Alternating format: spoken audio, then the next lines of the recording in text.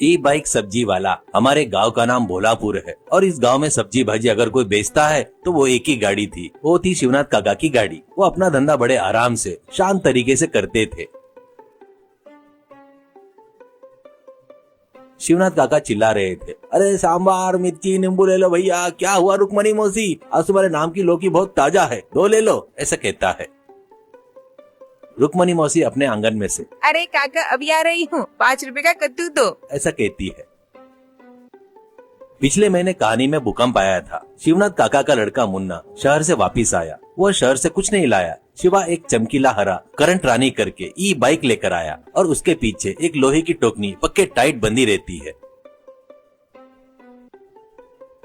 और मुन्ना पिताजी से हंसते हुए, अरे पिताजी इस धक्का गाड़ी के दिन गए, इस करंट इंजन के ऊपर सब्जी बाजी बेचूंगा जल्दी से, करके कहता है। तो शिवनाथ काका मुंह बनाते हुए, अरे बेटा सब्जी बाजी बेचेगा क्या, टाइम बोले तो पैसा नहीं है रे, टाइम बोले तो धीरज रखना है, अपने कस्टमर ही भगवान है, तू करंट की स्पीड से भाग गया तो किसको बेचेगा फिर, ऐसा कहता है।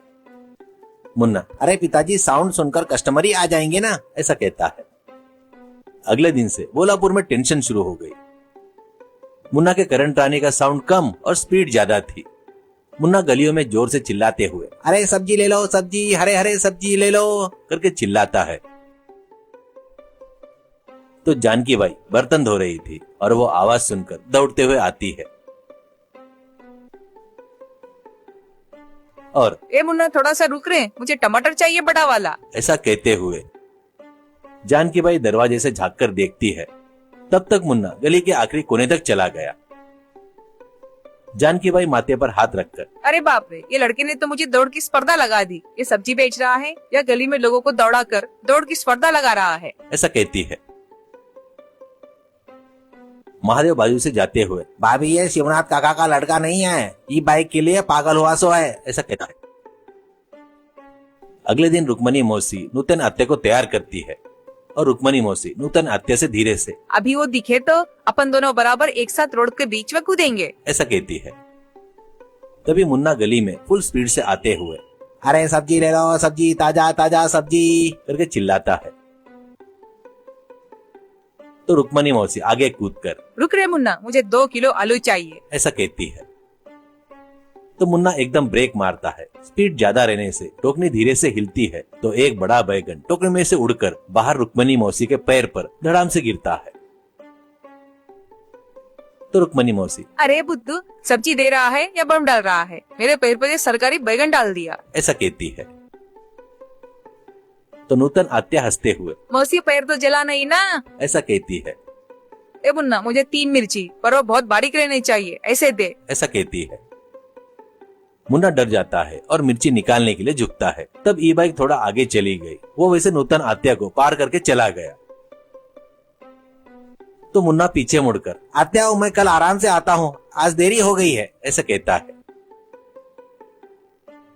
फिर शाम को सरपंच के पास पंचायत होती है। सरपंच सीरियस होकर, मुन्ना का ई बाइक का घमंड गांव में नहीं चलेगा।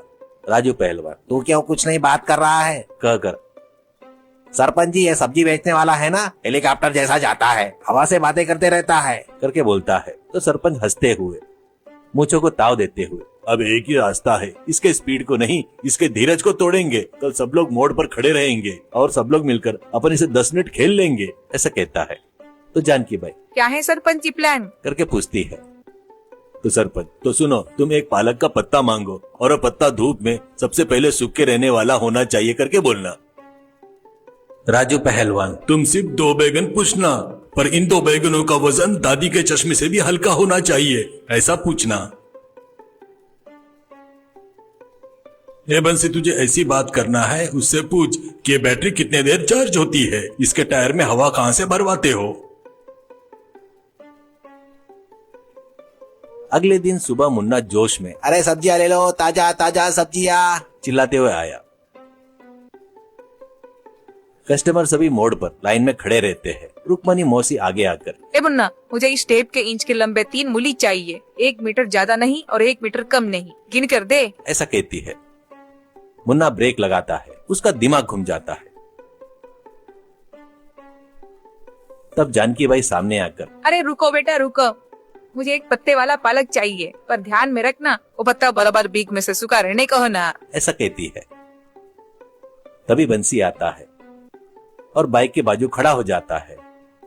और बंसी, अरे तेरे ई बाइक के टायर का साइज क्या है, वो किस कंपनी का है, जल्दी से बता, ऐसा कहता।